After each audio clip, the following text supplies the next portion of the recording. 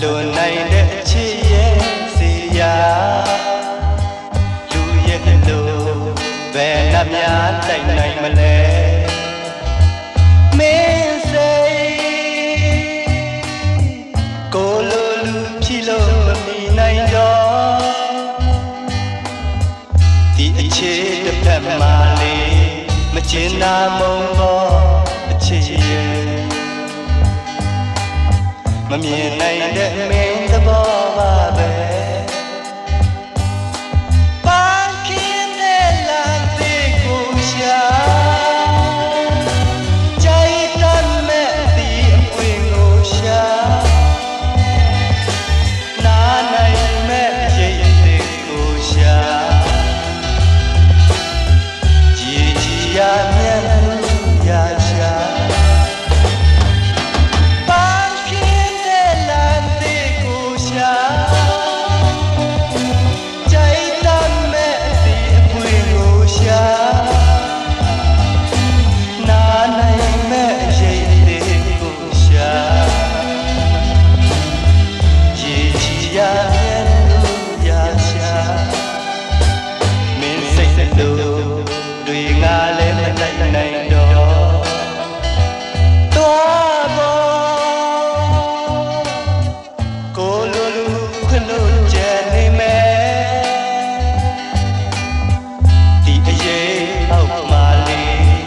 နေချင်းပြေပေါ်အချစ်ရဲ့မမီနိုင်တဲ့မင်းသဘောပါပဲ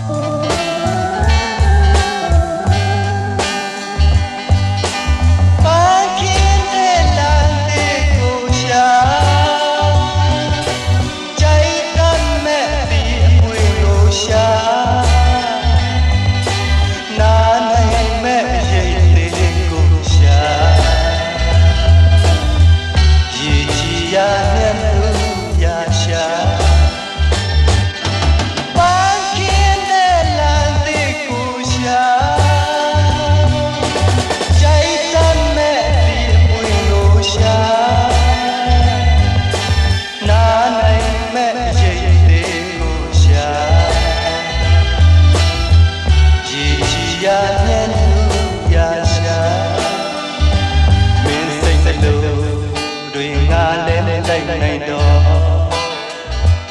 သွားပေါ်ကိုလိုလူခွင့်လို့ကြံနေမယ်ဒီအရေးအောက်မှာလေးမနေချင်းပြေပေါ်အချစ်ရဲ့မမီနိုင်တဲ့မင်းသဘောပါပဲ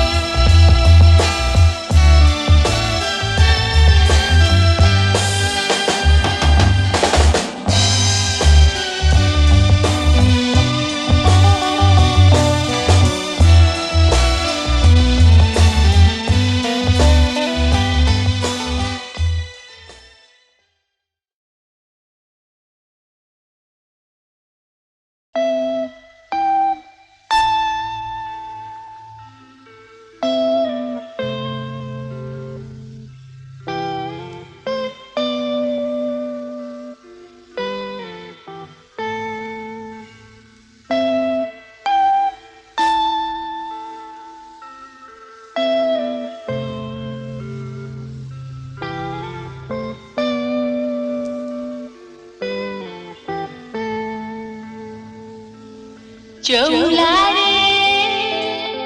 အတိတ်ကြာတွေမထူတော့ပြီမဖြစ်ခဲ့ပြီနောင် မလွန်တော့ပါဆိုင်ပြီးစံနေခဲအရင်တကားဝကျွေးမြဲ့ရဲ့အစမမြဲ့ရဲ့အစုံနဲ့ချီပါစီနှခါထပ်ပြီးမမောခြင်းဘူးတို့ချစ်ပြီးဆုံးမိလေအရင်လိုမဟုတ်တော့ခင်လိုနေပေါ်ဖြည်းဖြည်းတော့မိမဲဆိုင်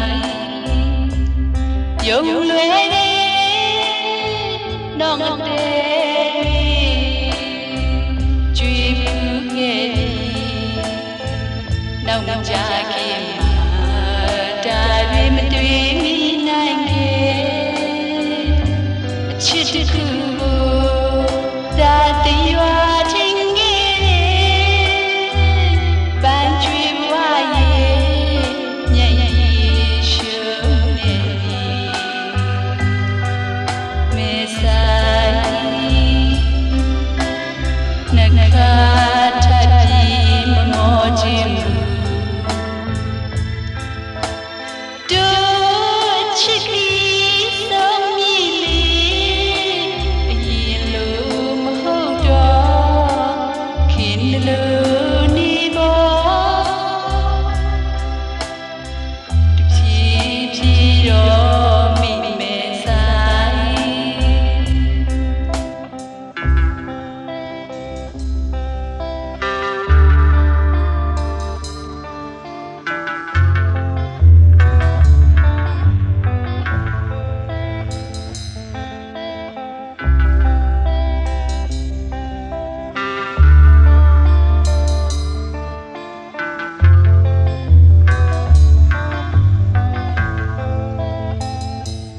ဒီဝန်คืนลองตามลังอำมีลองสังผู้ปินอำไหลอย่าบันตางไม่เจอยาวไว้เจอดอกวุดปานนอนบนมานั้นกำพาลืมก็น้ำตาซึมอยู่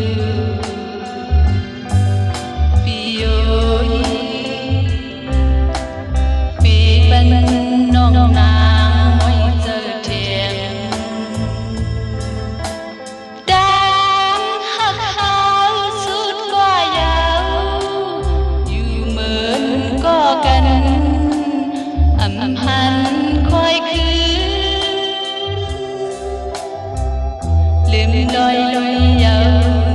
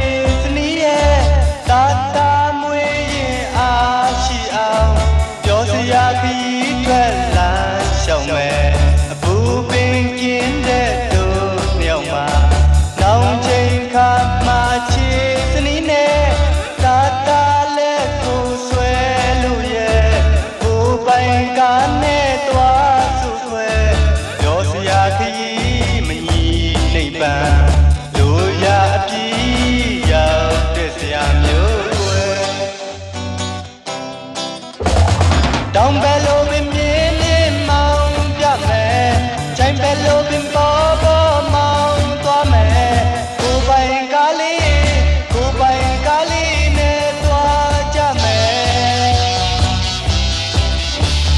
ကိုပိုင်ကားနဲ့လာသွားမယ်စိန်ခံကားနဲ့ကိုမလွယ်ကဘာဆုံးထိလိုက်ကိုပေးမယ်မောင်းနဲ့တူတွေကသွားရင်နောင်ချိန်ခါမှချစ်သနည်းရဲ့တို့မြေလက်ကိုဆွဲလို့ရဲ့ကိုပိုင်ကားနဲ့သွားစုခွဲ20ရာစုရောက်သွားမယ်တကယ်ချစ်ရင်တော့လိုက်ခဲ့ကွယ်ချစ်ရဲ့ခစ်ပဲလို့ပင်ပြောင်းမပြောင်းလဲတဲ့ရာဇဝင်မှာရှိခဲ့တဲ့ကိုပိုင်ကားလေးနဲ့သွားကြမယ်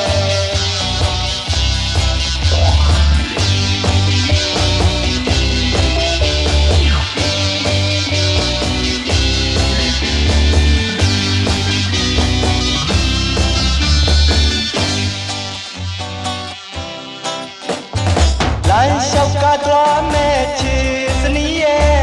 တာတာမွေရဲ့အားရှိအောင်ပြောစရာကြီးထွက်လာရှောင်မဲ့အပူအပင်ကင်းတဲ့တို့မြောက်မှာနောင်ချိန်ခါမှချစ်စနီးနဲ့တာတာလက်ကိုဆွဲလို့ရဲ့ကိုပိုင်ကားနဲ့သွားစုခွဲပြောစရာကြီးမညီနေပန်းလိုရာအပြည့်ရောက်တဲ့စရာမျိုးွယ်ခစ်ပဲလို့ပင်ပြောင်းမပြောင်းလဲတဲ့ရာဇဝင်မှာရှိ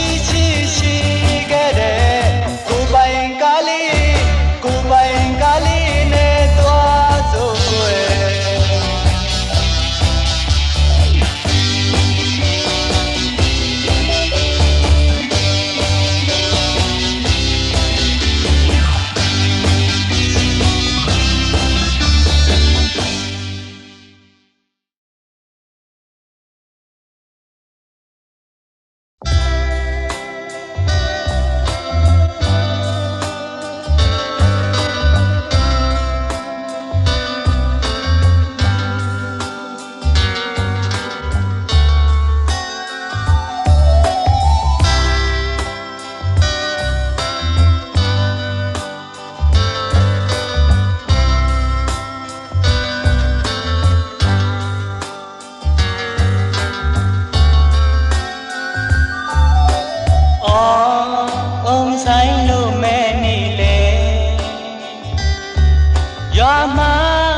မိုးလို့ခေါ်မဲမိုးရဲ့ဘယ်တော့လာမလဲဘယ်တော့ရွာမလဲအတတ်မပြောနိုင်ပါမဲနေမင်းရဲ့ဘုံရိပ်ဟန်တိတ်ကောင်းတယ်အော်သူအပြုံးကလေးပွင့်နေလေဆိုနိုင်သေးတယ်ဘယ်တော့ရွာမလဲမိုးမဲလို့ပဲပြန်မပြောနိုင်ပါပြုံးနေမင်းရဲ့အန်တွေအဖြေရှာခဲ့တယ်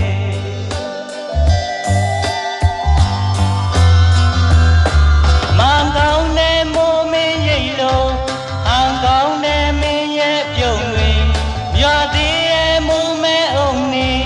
ချစ်သေးတဲ့နေဟန်တွေယုံနေအော်လက်ဖြတ်လို့တောင်းနေလေသူကပေးမပိုင်မဲ့သဘောပါချစ်သေးတဲ့ပြုံးယုံမပြောင်းနဲ့မို့ဒီစိတ်မတော်နိုင်ရဲ့ငါလို့သိတဲ့အရာကိုမျောတော့မောတယ်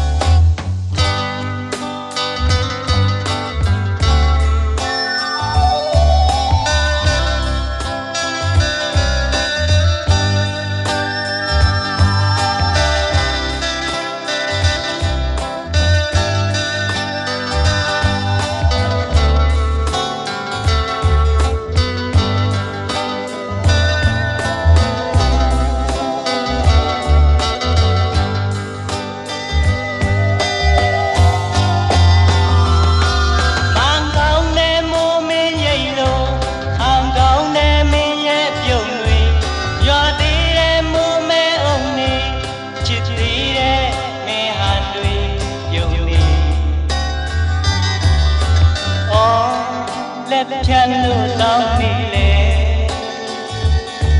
လူကပေးမပိုင်တဲ့သဘောပါမချစ်သေးတဲ့ပြုံးရုံမပြောင်းတဲ့မို့တစိမတော်နိုင်ခဲ့ငါအလိုမသိတဲ့အရာကိုမျောတော့မောတယ်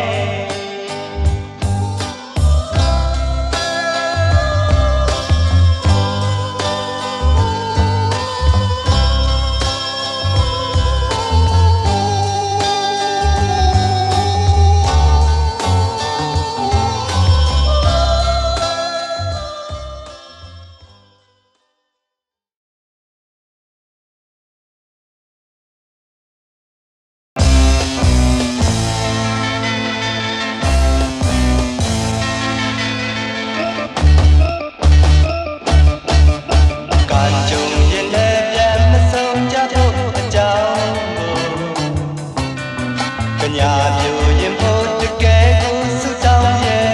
တလို့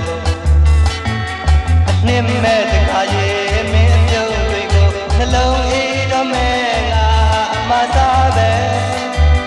မမြဲတော့လက်နဲ့ငိုခြင်းသူကိုကမ်းလှမ်းခဲ့လို့သာဒီလိုဖြစ်လာကာကြုံရင်လည်းပြန်မဆုံးကြဖို့အကြောင်းညာပြိုရင်ဖို့တကယ်ကိုဆူတောင်းရဲ့တလို့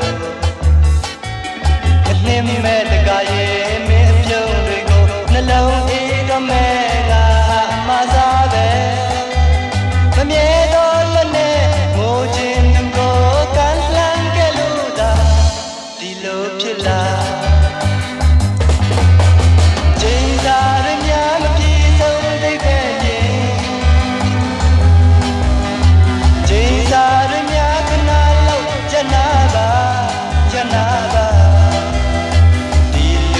ဘဝမှာစကားပါမဲ့ကွယ်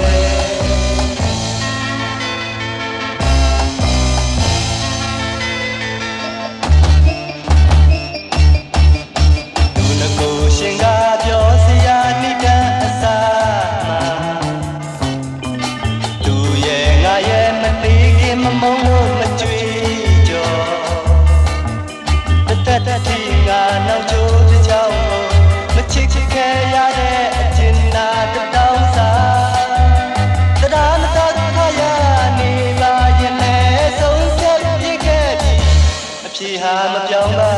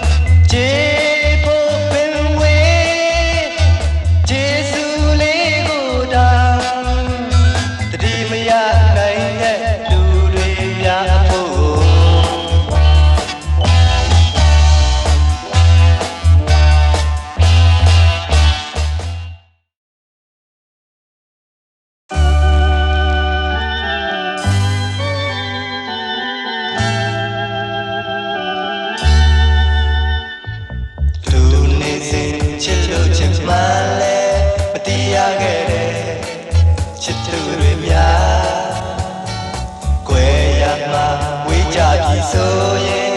လွန်တဲ့စိတ်အားတို့များဒီွယ်ဘူပင်ကလွန်ရကညိုညင်ဖြစ်ရခဲ့တဲ့ကိလေသာချောင်းချမယုံကြည်ရှိခဲ့တဲ့ပုံပြင်အလွန်လေးတော့ဂယုမထားကြခြင်းလောကကြီးထဲမှာအချင်းနဲ့အမုန်းတွဲလာရှိကြတယ်တန်ရလေးတွေအချစ်စစ်အချစ်မှန်ဆိုရင်လေမပြောင်းပြူကြရိုးမှန်ဖြစ်ခြင်းပြတ်ခြင်းပြတ်ခြင်းနဲ့လေးပြေကြ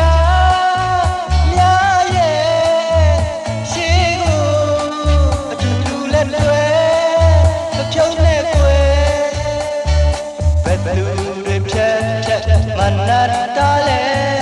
ဘယ်သူတွေဖြတ်ဖြတ်မနာတာလဲ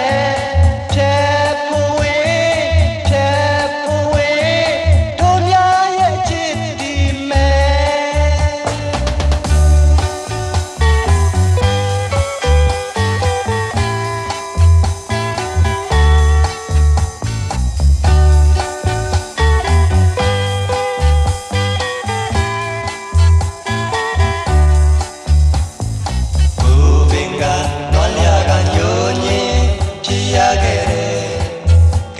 ချောင်းချမယုံခြင်းရှိခဲ့တဲ့ပုံပြင်အလွန်လေးတော့ဂယုမထားကြခြင်းလောကကြီးထဲမှာအချင်းနဲ့အမုန်းတွဲလာရှိကြတယ်တန်ရလေးတွေအချစ်စစ်အချစ်မှန်ဆိုရင်လေမပြောင်းပြူကြရိုးဖြစ်ခြင်းပြတ်ခြင်းဖြတ်ခြင်းတဲ့လေးပြေချအများရဲ့ရှိကိုအတူတူလက်တွဲမဖြုံးတဲ့ကွယ်ဘယ်သူတွေဖြတ်ဖြတ်မနာတာလဲဘယ်သူတွေဖြတ်ဖြတ်မနာတာလဲဖြတ်ဖို့ဝေးဖြတ်ဖို့ဝေးတို့များရဲ့ချစ်ဒီမဲ မ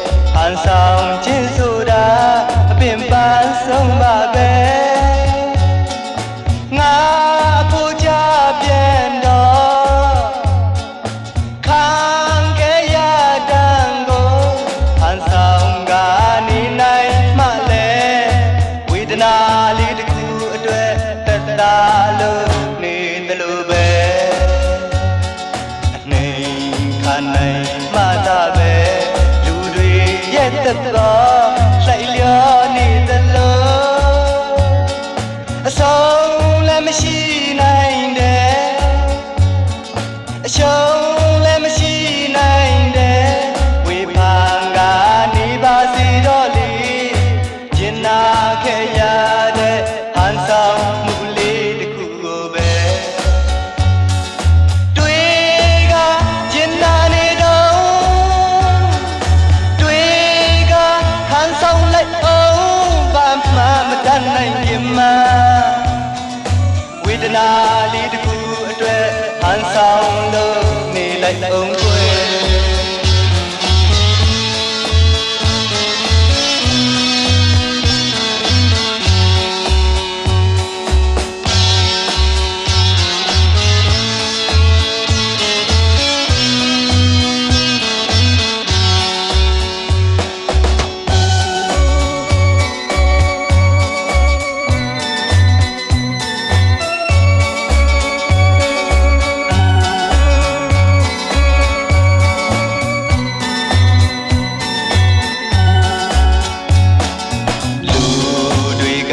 ပြောကြတယ်ဟန်ဆောင်ခြင်းဆိုတာအပင်ပန်းဆုံးပါပဲငါအဖို့ကြပြန်တော့ခံခဲ့ရတဲ့ကိုဟန်ဆောင်ကနေနိုင်မှလဲဝေဒနာလေးတစ်ခုအတွက်သက်သာလို့နေသလိုပဲအနေခံနိုင်မှတာပဲသက်တော်လိုက်လျောနေသလိုအဆုံးလည်းမရှိနိုင်တဲ့အရှုံးလည်းမရှိနိုင်တဲ့ဝေဖန်ကနေပါစေတော့လေကျင်နာခဲ့ရတဲ့ဟန်ဆောင်မှုလေးတစ်ခုကိုပဲ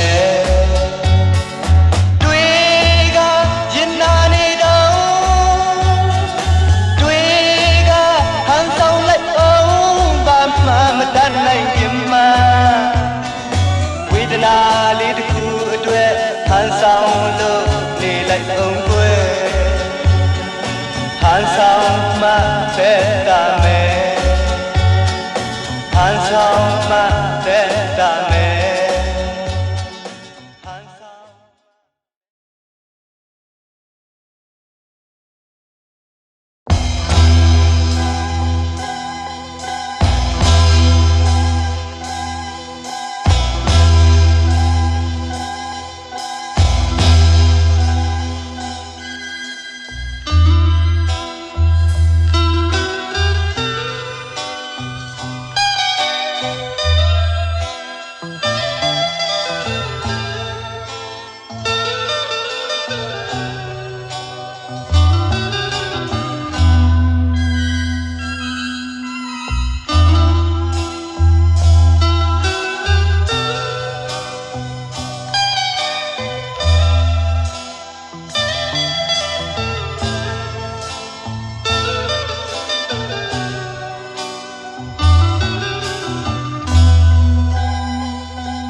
ရှိတုံးမှာ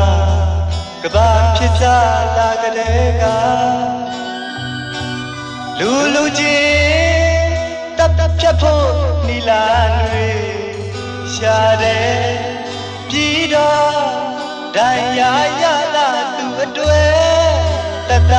ဖို့စီတွေခေါ်ကြတယ်ဘယ်အရာမဆိုထွင်တတ်ခဲ့ကြတယ်မင်းတို့တွေအထင်ကြီးအောင်မှပဲတော့ဘာရကူရဲ့အစွမ်းထက်တဲ့ဘုလောက်တွေကိုလာပြီးတော့ဘယ်လိုယောဂကိုမစိုးပျောက်အောင်ခုပေးနိုင်တာအတိပါဂုံယူမှသူတို့ရဲ့အစွမ်းကိုကောင်းလေးရဲ့ရင်ထဲမှာကွယ်နေတဲ့အသေးလေးကိုပြန်ဆက်အောင်စီတွေပါလို့မထွင်တယ်လေအသေးကွယ်ဝိဒ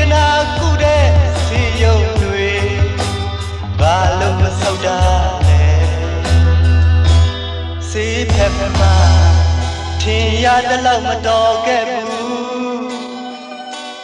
တရားနဲ့နှလုံးသားအတွက်စင်များတာထွင်ရင်လောကဒီကဘာတဲ့မှနေပြီ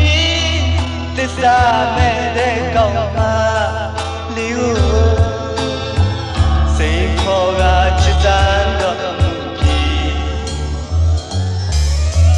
ဒီလိုကောင်းလေးရဲ့ရင်ထဲမှာကွယ်နေတဲ့အတဲလေးကိုပြန်ဆက်အောင်စီတွေပါလို့မထွင်တယ်လေအသေးကွယ်ဝေဒနာကုတဲ့စီယုံတွေဘာလို့ဆောက်တာလဲစေးဖြတ်မှာထင်ရတဲ့လောက်မတော်ခဲ့ဘူးတရားနဲ့နှလုံးသားအတွက်စင်များတာထွင်ရင်လောကဒီကဘာတဲ့မှနေပြီသစ္စာမဲ့တဲ့ကောင်းမလေးကိုစိန်ခေါ်ကချစ်စမ်းတော့မမှု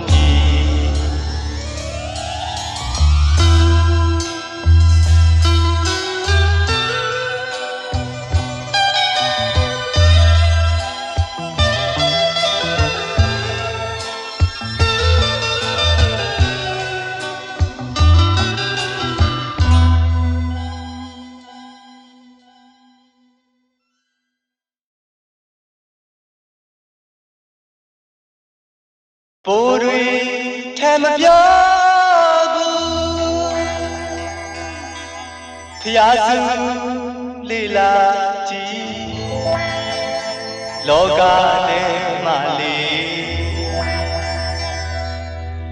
လူဓာတွေရမယ်လောကထဲမှာလေးဘဝရဲ့တကူရှင်တွေထင်တိုင်းဖြစ်နိုင်တယ်လမ်းခင်းတော်မူပဲတထေမင်းတို့လူဓာတွေခက်မဲ့ဆင်းရဲတဲ့လူသားဘဝရဲ့ကြည်ကျုံမို့ထင်တိုင်းမဖြစ်နိုင်ခဲ့လမ်းခင်းမဲ့ငွေမရှိမွဲတဲ့ငါလူမတိသေးတာတွေအများကြီးရှိမဲ့လောကထဲမှာလေရေမပြည့်ပုံဟာပေါင်းပင်ခတ်နေတယ်ကြောက်ခဲရင်ပေါ်ပြီဝတော့မရှိပဲလုံတလာပြီဒီပေါ်အိမ်ဆောက်မဲ့ဘုံနောက်ချီနေလဲစင်ရသားရဲ့စကားအရာလည်းမရောက်နိုင်ခဲ့လောင်းခဲ့တဲ့ရည်တွေတဲတဲပြောက်ကုန်ပြီဒီပေါ်အယုံကြည်မဲ့အစွမ်းသက်ချီနေလဲနောက်ွယ်ထားကောက်ခဲ့တာတွေအိမ်ပေါက်နဲ့ဒုံနေ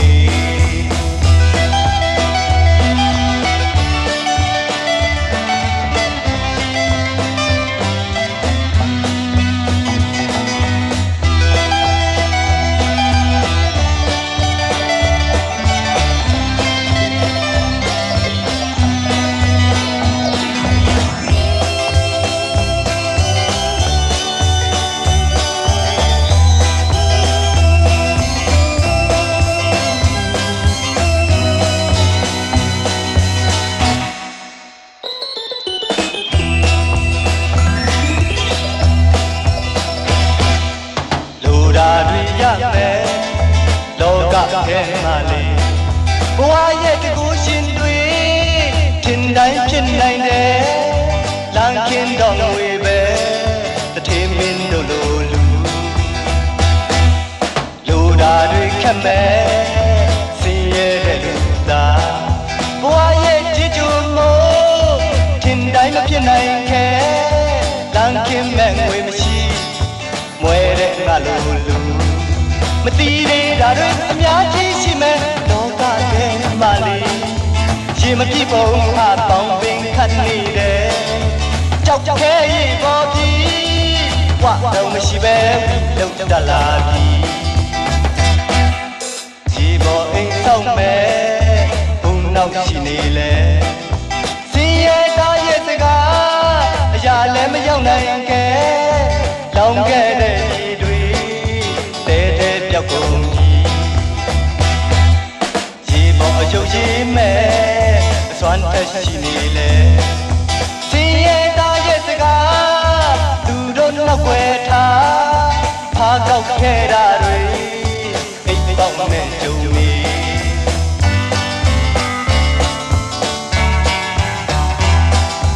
ဖားကောက်ခဲ့တာတွေအိမ်ပေါက်နဲ့ကြုံနေ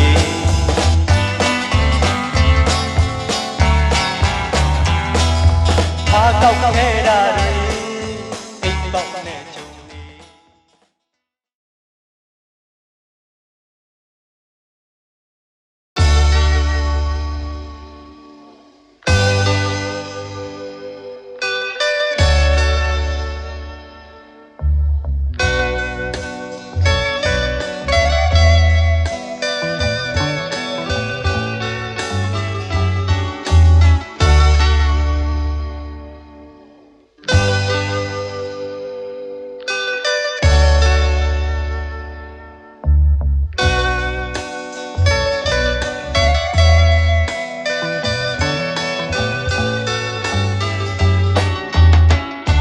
မြောင်ငယ်ဝိုင်းရီအတွက်အသက်ပေးလူတွားရင်ကောင်းငယ်အဖြစ်မျိုးလူငါရဲ့ဘဝမှာတကားကြုံခဲ့ပြီအဖြေရှာကြည့်ရင်အိမ်မြောင်ရဲ့အမှားလားရင်ကောင်းမဲ့မိုက်နေ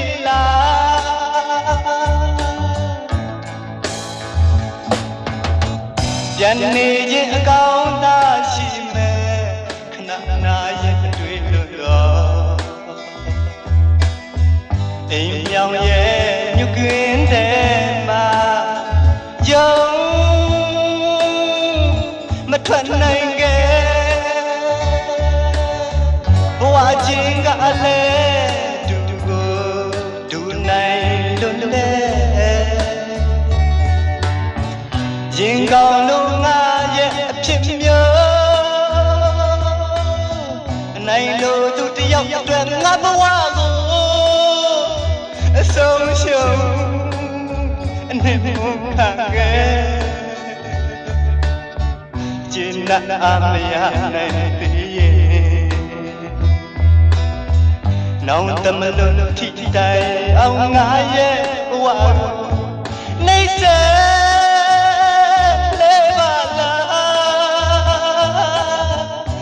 တန်ရမမလွတ်သေးခင်ငါတိုင်ခံပေးစမယ်လုံးဝအပြေခံမယ်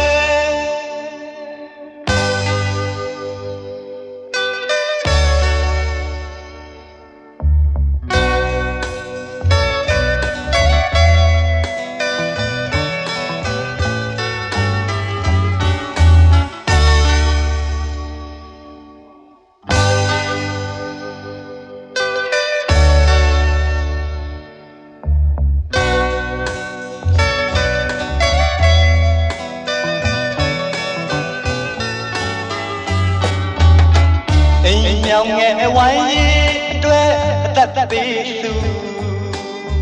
တွားရင်ကောင်းငယ်အဖြစ်မျိုးလူငါရဲ့ဘဝမှာတခါကြုံခဲ့ပြီအဖြေရှာကြည့်အိမ်မြောင်ရဲ့အမှားလားရင်ကောင်းပဲမိုက်နေ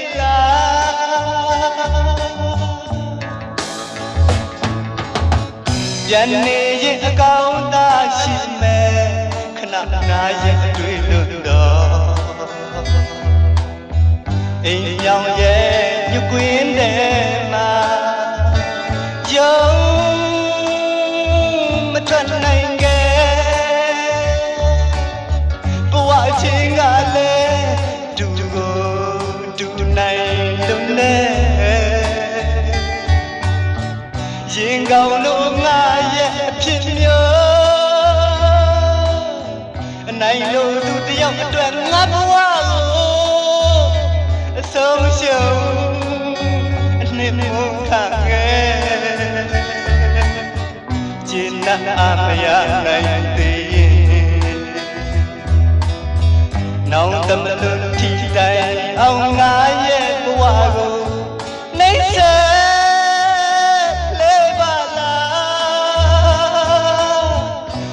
တန်ရာမမလွတ်သေးခင်ငါတိုင်ခံပေးစမယ်လုံးဝအပြေခံမယ်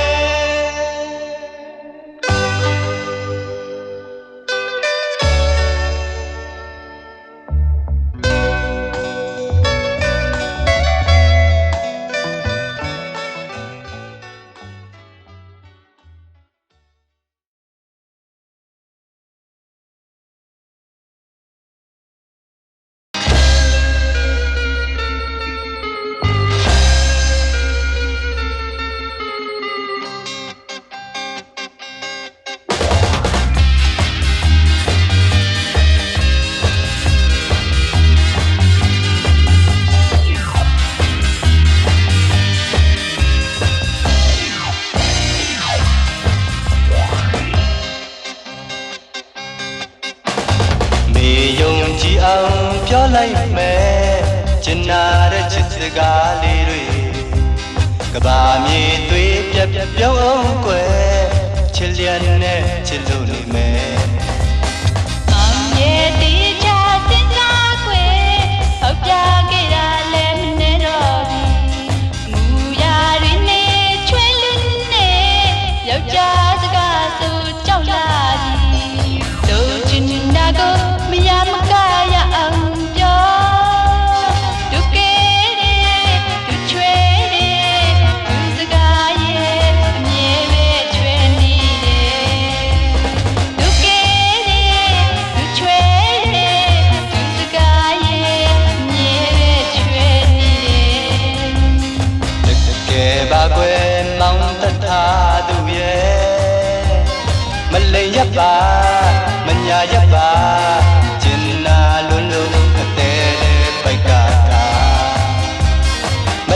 ပါမညာရပါကျင်နာလွန်းလို့တဲတဲပိတ်ကားတောင်ပေါ်ကြားတွေပွင့်ကြတယ်အဖြစ်နိုင်မှန်းတော့သိပါတယ်လိန်ရတာတွေရှော့လိုက်ကွယ်ခွင့်လွှဲရတာလည်းမနေတော့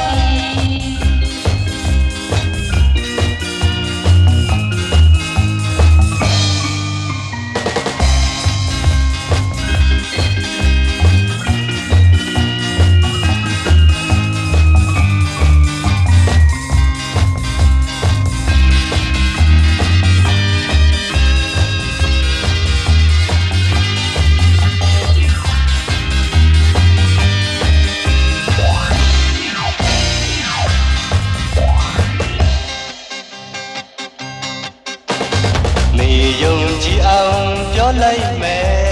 ကျင်နာတဲ့ချစ်စကားလေးတွေကဘာမြေသွေးပြက်ပြုံးအောင်ကွယ်ချစ်လျက်နဲ့ချစ်လို့နေမယ်မောင်ရဲ့တီးချစဉ်းစားခွေဟောက်ပြခဲ့တာလည်းမနေတော့ဘူးမူရာတွေနဲ့ချွေလွန်းနေယောက်ျားစကားဆိုကြောက်လာပြီလို့ချင်တာကိုမရမကရအောင်ပြောဒုကေဒုချွေဒုစကားရဲ့အမြဲပဲချွေနေတယ်ဒုကေ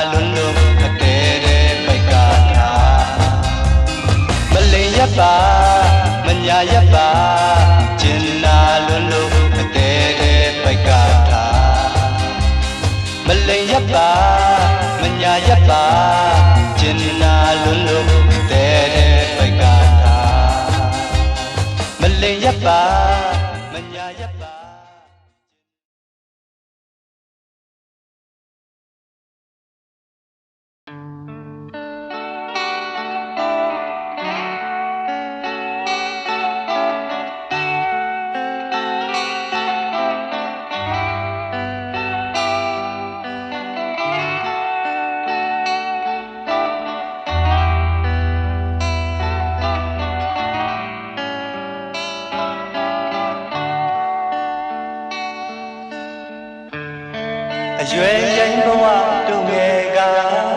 ပျော်ပါဖို့လောက်တာပဲကြုံဖို့တောင်းတနေတယ်စိတ်တွေပညာသင်ချိန်မှာပြည့်စုံနေလို့မာမီနေတယ်အလေးတွင်ခဲ့တယ်နောက်အရေးတော့မတွေ့သေးတယ်မျက်ခုံးမွေးတစ်စုံသာပဲမြင်ခဲ့ပြီးခဲ့နေတယ်ဝိုင်းရည်တွေအဝေးပါနဲ့မျက်စိမြင်ခွင့်အဆုံးထိအောင်ပဲငါမကြည့်ခဲ့တယ်အခုမှငါမှာတော့ဘာတွေလုပ်ပလဲဘုံနာချာခါနေလို့သူများတကားခိုင်းသမျှလုပ်လို့ရမှာပါအိုးအခုတော့ဒီပြီကွယ်ငါကြိုးစားတော့ပါမယ်နောက်တရခဲ့ပြီးတယ်သို့တော့အချိန်တွေဟာနောင်ခဲ့လေပြီနောက်ချလေပြီရင်နာမိတယ်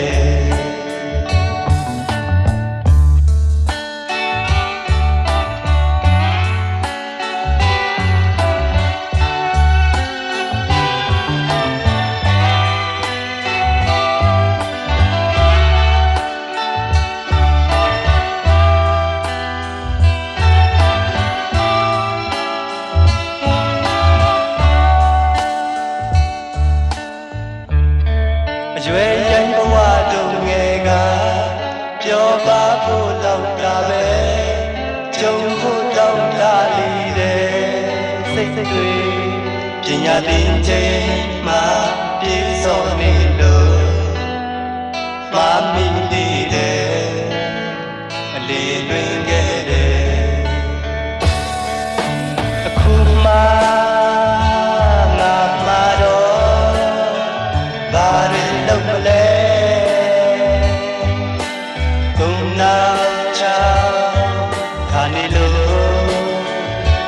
သူများတကားခိုင်းသမျှလုပ်ရမှာပါ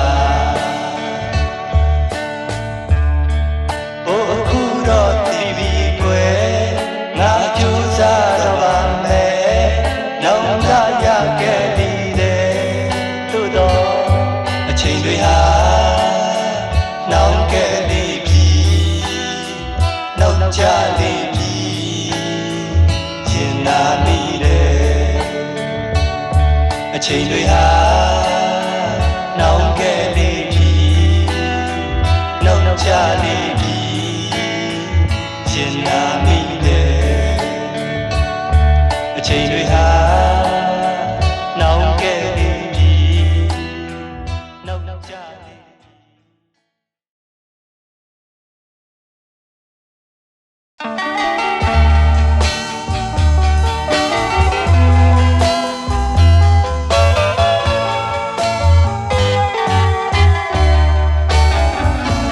လူဆိုတာမမာနတရားနဲ့ကိုယ်မြောက်ပင်ပြီးပြောဆိုမှကြိုက်တယ်ကိုကမြောက်ပင်ပြောဆိုမှုကိုမုန်းလို့အပေခံဘဝရောက်တယ်လူဆိုတာကိုသာအထင်ကြီးဆုံးလိုက်လျောပြောဆိုမှကြိုက်တယ်ကိုကလိုက်လျောပြောဆိုမှုကိုမုန်းလို့အပေခံဘဝရောက်တယ်အကျဉ်းတရားမရှိတဲ့လူတွေမုန်းပါစေမကျဉ်းနိုင်မုန်းခြင်းမုန်းမြတ်တာတရားမရှိတဲ့လူတွေမုန်း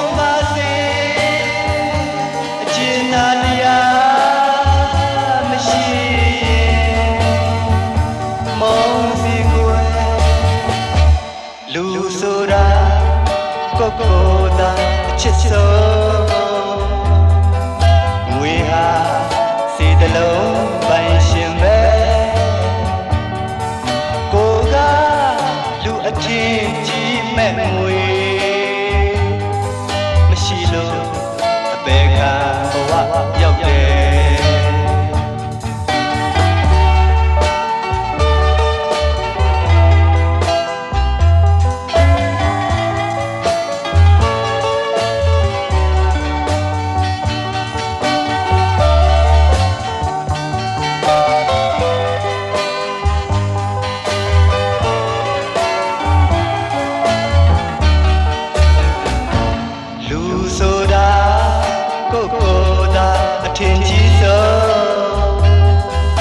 လိုက်လျော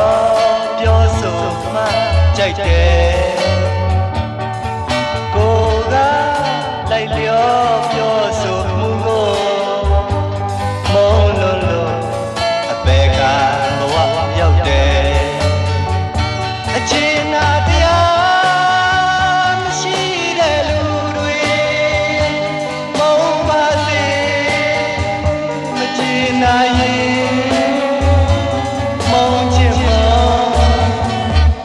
မေတ္တာတရားမရှိတဲ့သူတွေမုန်းပါစေအကျဉ်းနာတရားမရှိမုန်းစေဘူးလူဆိုတာကိုယ်ကိုယ်သာအချစ်ဆုံးငွေဟာစီတလုံးပိုင်ရှင်ပဲ